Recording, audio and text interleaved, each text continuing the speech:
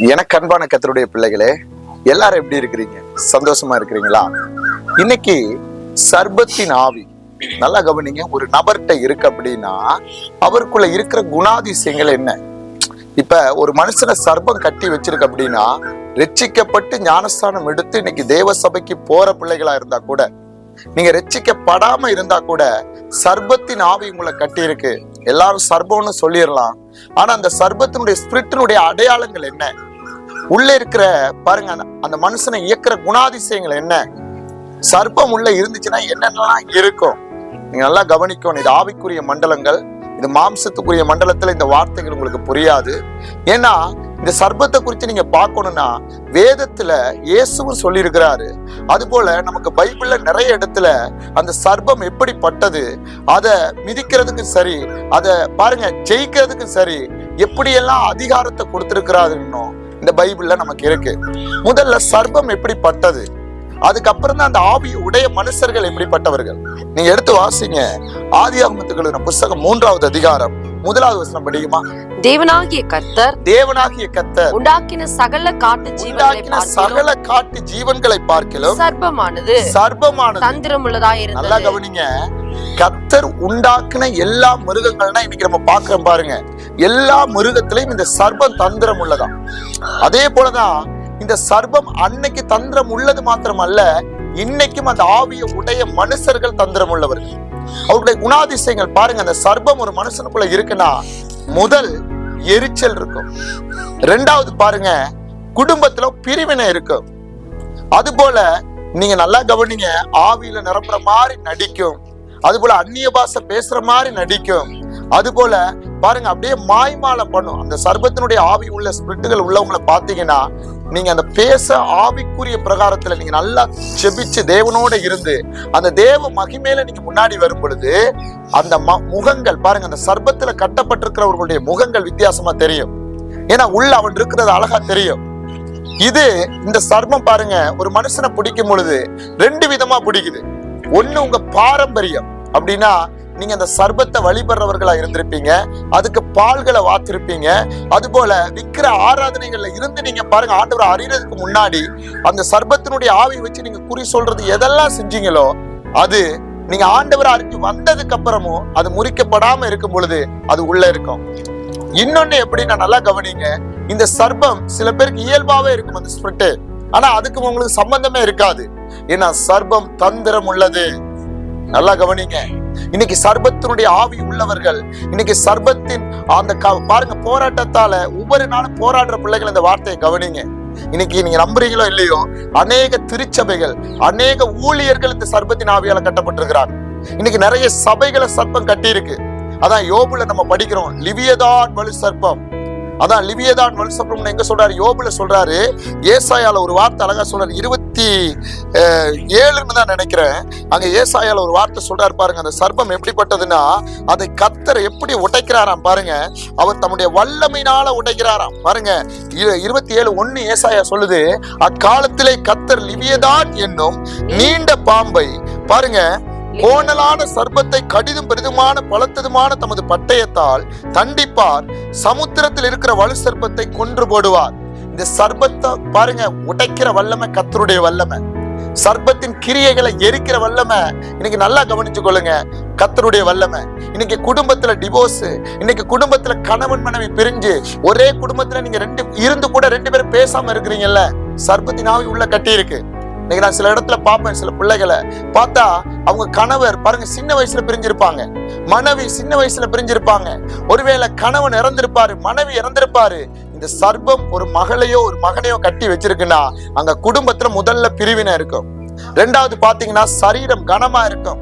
அது போல உங்க கைகளா இருக்கட்டும், இன்னைக்கு வலது கை இடது கை, இன்னைக்கு பாருங்க நீங்க நிக்கிற ஒவ்வொரு இடத்துலயும் உங்களை தவிர வேறொரு வல்லமையில கட்டப்பட்டிருக்கிறது உங்களால உணர முடியும், கம்பல்சரி உணர முடியும். ஆனா ஆவிக்குரியவன் அந்த போராட்ட களத்துல செபிக்கும் பொழுது அந்த தன்மைகள் வெளிப்படும்.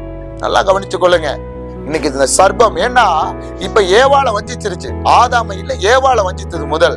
அதே அதிகாரம் ஆதியாகமத்துக்கு புஸ்தகம் 3வது அதிகாரம் 13வது வசனம் படிங்க.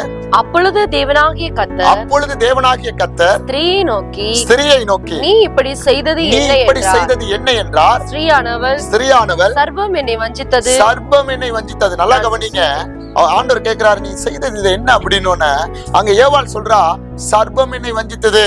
இன்னைக்கு நிறைய குடும்பத்துல பாருங்க, அநேக பிரச்சனைகள், பிரிவினைகள், இன்னைக்கு அநேக ஊழியங்கள் முடக்கப்படுறதுக்கு இந்த சர்ப்பத்தினுடைய ஆவி.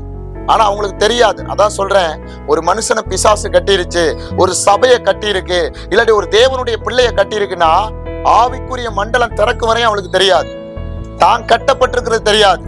சர்பத்தினுடைய ஆவி இருந்து அவளால செபிக்க முடியாது, 1/2 மணி நேரத்துக்கு மேல செபிக்க முடியாது, ஒரு 2 அந்நிய பாஷைக்கு மேல வராது. சர்பத்தினுடைய ஆவி இருந்தா முழு தேவனுடைய பிரசன்னத்தை உணர முடியாது. ஆனால் ஆராதனை நடக்கும், ஜெபங்கள் நடக்கும், அதுபோல வீட்டுல சந்தோஷம் இருக்கிறது போல காணப்படும். ஆனால் இவன் கட்டு உடைக்கப்படும்படியும் ஒண்ணும் பண்ண முடியாது. ஏன்னா சர்பமானது தந்திரம் உள்ளது, நய வஞ்சகம் உள்ளது. அதான் நான் அடிக்கடி சொல்லுவேன், இன்னைக்கு ஆண்டவர் நிறைய இடத்துல சர்ப்பம் எப்படி தந்திரமா இருக்கோ அதே போல இன்னைக்கு அந்த ஆவியுடைய மனுஷனும் தந்திரமா இருக்கிறான். அவன் பாருங்க, ஆவிக்குரியவனா இருக்க மாட்டான். உலகத்துக்கு அவனுக்கு ஒத்த வேஷம் இருக்கும். இன்னைக்கு உலகத்துல அவனுக்கு பாருங்க தொடர்பு இருக்கும். எனக்கு அன்பான தேவனுடைய பிள்ளையே, இன்னைக்கு இந்த ஆவிகள் முறிக்கப்படணும். நம்ம ஞானஸ்தானம் எடுத்து பாருங்க, உள்ள வந்ததுக்கு அப்புறமும் அந்த ஆவிகள் முறிக்கப்படல, இன்னும் அந்த ஆவிகளோட தான் போராடிட்டு இருக்கீங்கன்னா நீங்க பரலோகத்துக்கு போவன்ற நம்பிக்கை உங்கள்ட்ட கிடையாது. ஏன் தெரியுமா? உங்களுக்கு இருக்கலாம், ஆனா ஆண்டவர் உங்களை என்ன செய்ய முடியாது, அங்க கொண்டு போக முடியாது. கட்டுகள் உடைக்கப்படணும். அதான் சங்கீதம் 91வது அதிகாரம் 13வது வசனம் அங்க என்ன சொல்றாரு பாருங்க. சிங்கத்தின் மேலும் விரியன் பாம்பின் மேலும் நடந்து வால சிங்கத்தையும் சர்ப்பத்தையும் மிதித்து போடுவாய் அப்படின்னு அவனுடைய தலையை இயேசு கிறிஸ்து நசுக்கினாரு. வாழ நசுக்கிற அதிகாரத்தை உங்க கையில கொடுத்திருக்கிறாரு. அப்படின்னா அந்த சர்ப்பத்தினுடைய ஆவிகள் பாருங்க உங்களை விட்டு வெளியேறி போகணும். அந்த சர்ப்பத்தின் கட்டுகள் உங்க சபையை விட்டு வெளியேறணும்னா நீ ஆவியில நிரம்பி திறப்புல நின்று அந்நிய பாஷைகள்ல இரவு நேரத்துல காத்திருந்து உன் சரீரத்துல அந்த ஸ்பிரிட்டுகள் முறிக்கப்படுற தன்மை என்னைக்கு உனக்கு கர்த்தர் திறக்கிறாரோ அதுவரை போராடி ஜெபிக்கணும். இன்னைக்கு நான் நிறைய இடத்துல பார்ப்பேன், எப்படி இவங்களுக்குள்ள இந்த ஆவி இப்போ பிடிச்சது. அது பாருங்க, இன்னைக்கு கிறிஸ்தவ பிள்ளைகளுக்கு தான் அதிகம் சர்ப்பம் கட்டி வச்சிருக்கு. கற்பப்பைய கட்டி வச்சிருக்கு, அது போல குடும்பத்துல பிரிஞ்சு கணவன் மனைவியை கட்டி வச்சிருக்கு. இன்னைக்கு சர்ப்பம் பாருங்க ஒவ்வொரு தந்திரத்துல கட்டி வச்சிருக்கு. இன்னைக்கு எனக்கு அன்பான தேவனுடைய பிள்ளையே, இன்னைக்கு சர்ப்பத்தையும் தேள்களையும் மிதிக்கிற அதிகாரத்தை எங்க கொடுக்கிறார் தெரியுமா? லூக்கா 10:19 சொல்லுது, நான் உங்களுக்கு கொடுக்கிறேன், அது உங்களை ஒன்றும் சேதப்படுத்தாது. அதை நீங்க மேற்கொள்ளணும்னா ஆவிக்குரிய பிள்ளைகளாய் ஒவ்வொரு நாளும் ஆவிக்குரிய மண்டலத்துல உபவாசத்தோட முழங்கால்ல இரவு நேரத்துல அவனை மேற்கொள்ளுங்க. ஏன்னா சர்ப்பத்தை முறியடிக்கிறது சும்மா கிடையாது. நம்ம நினைக்கிறோம் பிசாசு விரட்டுறோன்னு, நிறைய பேருக்கு முன்னாடி பாருங்க விரட்டி அது போயிருச்சுன்னு சும்மா போன மாதிரி ஆக்ட் பண்ணோன்னு இவங்க நம்பிடுறாங்க போயிருச்சு அப்படின்னு. அது போல சில பேர் பார்த்தா அதெல்லாம் ஓடிருச்சு பாச. பிசாசு என்னைக்கும் ஒரு மனுஷனை அவ்வளவு சீக்கிரம் விட்டு போகாது. இயேசு கிறிஸ்து சில இடத்துல அதட்டினார். ஏன்னா அவருடைய ஜெப நேரம், அவர் தேவனோட இருந்தது, அவருக்கு கீழே எல்லாமே நடுங்குது. அது வேற நம்முடைய ஆண்டவர் நமக்கு கற்றுக் கொடுத்தது.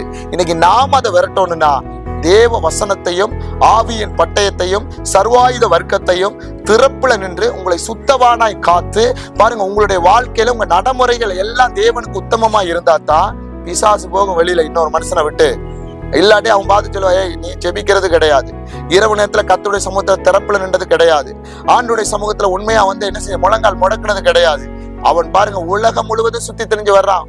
யோபு பாருங்க, யோபுட்ட வந்துட்டு ஆண்டவர் கேட்கிறாரு, என் தாசனாகி யோபு மேல் கண் வைத்தாயோ? அவன் சொல்றான், நான் உலகம் முழுவதும் சுத்தி தெரிஞ்சு வரேன். அதனால இந்த சர்ப்பத்தின் ஆவியில இருக்கிற பிள்ளைகள் நல்லா கவனிங்க. இன்னைக்கு சர்ப்பத்தின் ஆவியை உடைந்து பாருங்க உள்ள இருந்து இன்னைக்கு அதை முறியடிக்க முடியாத பிள்ளைகள் நல்லா திறப்புல நெல்லுங்க, ஆவியில நிரம்பி ஜெபம் பண்ணுங்க, வசனத்தை சொல்லி அறிக்கையிடுங்க.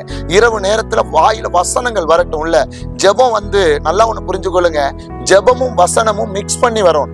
சில பேர்லாம் ஜெபிச்சா நீங்க நல்லா கவனிங்க, ஏன் போராட முடியலன்னா ஜெபம் மட்டும்தான் வருது, வசனம் உள்ள மிக்ஸ் ஆகணும். நல்ல வார்த்தை ஆவியில வரணும். வசனம் அந்நிய பாஷை ஜெபம், வசனம் ஜெபம் அந்நிய பாஷை, இந்த 3 மிக்ஸ் ஆகி வந்துட்டே இருக்கணும். நீங்க அப்படி பேசி உள்ள வரும் பொழுது உங்களுக்கான மண்டலங்கள் திறக்கப்படும். ஆவிக்குரிய மண்டலங்கள், ஆவிக்குரிய கண்கள் திறக்கப்படும். அந்த ஆவிக்குரிய கண்ணுன்றது நல்லா புரிஞ்சு கொள்ளுங்க.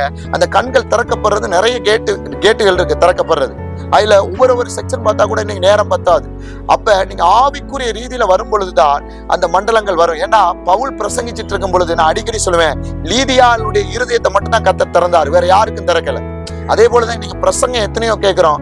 ஏன் இன்னைக்கு அனல் இல்லாம போகுதுன்னா, கர்த்தர் உங்க இருதயத்தை திறக்கிற அளவுக்கு உங்களுடைய ஜெபமும் அவருடைய உறவும், உங்களுடைய பாருங்க அந்த ஆவிக்குரிய பட்டயமும் ஆவிக்குரிய அனலும் ஆவிக்குரிய வரங்களும் என்ன செய்யணும், தேவனோட இறுக்கி பிடிக்கணும். அதனால நல்லா கவனிச்சு கொள்ளுங்க, இந்த சர்ப்பத்தின் கட்டுகள்ல இருக்கிற பிள்ளைகள் நல்லா இரவு நேரத்துல ஜெபம் பண்ணுங்க, திறப்புல நில்லுங்க, வசனத்தை நல்லா படிங்க, கொலேசியர் படிங்க, எபேசியர் படிங்க, அது போல எபிரேயர் படிங்க, அது போல இன்னும் நிறைய அதிகாரங்கள் இருக்கு, நான் அதை குறிப்பா சொல்லல, நீங்க ஃபுல்லா நீங்க படிங்க புதிய ஏற்பாடுகள். அது போல முழங்கால்ல நின்று படிங்க. நீங்க இப்படி படிக்கும் பொழுது கட்டுகள் ஆட்டோமேட்டிக்கா உடைக்கப்படும். அதுவரையும் சர்ப்பம் எப்படி தந்திரம் உள்ளதோ, உங்கள்ட்ட இதெல்லாம் குறைவா இருக்கும் பொழுது உங்களுக்குள்ளதான் இருக்கும். ஆனால் அவன் என்ன செய்வான், தந்திரமா முடங்கி இருப்பான். நீ என்னைக்கு பாவத்துக்குள்ள போறியோ, என்னைக்கு ஆண்டவரை விட்டு தூரம் போறியோ, அவன் எடுத்து ஆளுகைக்குள்ள வந்துருவான். அதனால தொடர்ந்து ஜெபத்துல இருங்க, ஆண்டவரோட இருங்க. கர்த்தர் உங்களை கொண்டு பெரிய காரியத்தை செய்வார். God bless you.